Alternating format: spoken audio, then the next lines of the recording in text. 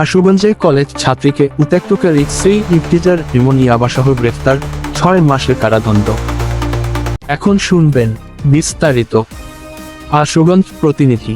ব্রাহ্মণবাড়িয়ার আশুগঞ্জ উপজেলা পরিষদ চত্বরে প্রকাশ্য দিবালোকে কলেজ ছাত্রীকে ইফতিজিং বা উত্ত্যক্ত করার ঘটনায় সামাজিক যোগাযোগ মাধ্যমে তোলপাড় সৃষ্টি করা সেই যুবক ইমনকে অবশেষে ইয়াবাসহ গ্রেফতার করেছে প্রশাসন। সোমবার 15 জুন 2026 দুপুরে আশুগঞ্জ বাজারে পরিচালিত এক বিশেষ অভিযানে তাকে গ্রেফতারের পর ভ্রাম্যমাণ আদালতের মাধ্যমে 6 মাসের বিনাশ্রম কারাদণ্ড এবং 50 টাকা অর্থদণ্ড প্রদান করা হয়েছে। ইফতিজিংয়ের ঘটনা ও সামাজিক যোগাযোগ মাধ্যমে তোলপাড়।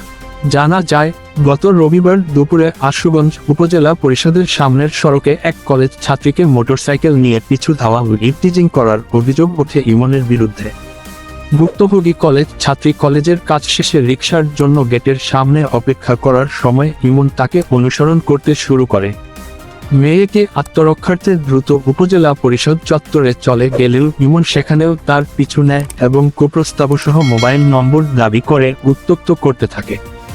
পরবর্তীতে মেয়েটি সাহসিকতার সাথে কৌশলে নিজের মোবাইল ফোন দিয়ে ইমনের এই অপকর্মের ভিডিও ধারণ করে সামাজিক যোগাযোগ মাধ্যমে ছড়িয়ে দিলে স্থানীয় প্রশাসন ও নেটিজেনদের মধ্যে ব্যাপক তোলপাড় ও সমালোচনার সৃষ্টি হয়। ভ্রাম্যমাণ আদালতের অভিযান ও শাস্তি।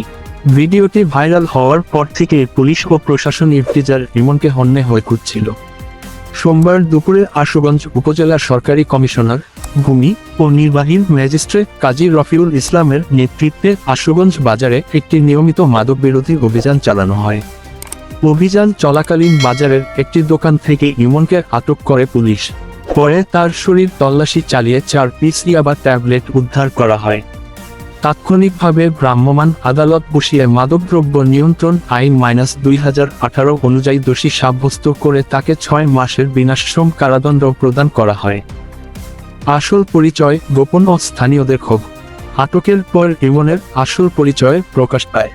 সে নিজেকে আশুগঞ্জের চরচারতলা এলাকার বাসিন্দা বলে দাবি করে অপকর্ম চালিয়ে আসছিল। তবে পুলিশি অনুসন্ধানে জানা যায়, তার আসল বাড়ি ব্রাহ্মণবাড়িয়া সদর উপজেলার নাটাই এলাকায় এবং সে শহরের রেলগেট এলাকায় থাকত। চরচারতলার নাম ভাঙিয়ে ইমনের এমন অপকর্মে ক্ষোভ প্রকাশ করে স্থানীয় গণ্যমান্য ব্যক্তিরা জানান, এলাকার নাম ব্যবহার করে কেউ যদি কোনো অন্যায়, ইফতিজিং বা মাদক ব্যবসা করার চেষ্টা করে, তবে তাদের পরিচয় যাই হোক না কেন, তাদের কঠোর শাস্তি নিশ্চিত করতে হবে। মাদক ও ইফতিজিংয়ের বিরুদ্ধে প্রশাসনের এমন তাৎক্ষণিক ও কঠোর পদক্ষেপকে সাধুবাদ জানিয়েছেন স্থানীয় সাধারণ মানুষ ও সচেতন মহল। আইন শৃঙ্খলা ও অপরাধ ডেস্ক, 15 জুন 2026। ইফতিজিং ও মাদকের বিরুদ্ধে কোনো আপোষ নয়। আশুগঞ্জ, চরচারতলা, নাটাই ও সমগ্র ব্রাহ্মণবাড়িয়া জেলার সব ধরনের ব্রেকিং, অপরাধ বিরোধী প্রতিবেদন এবং সর্বশেষ খবরের নিয়মিত সঠিক ও তাৎক্ষণিক আপডেট পেতে ব্রাহ্মণবাড়িয়া 24.news এর সাথেই থাকুন।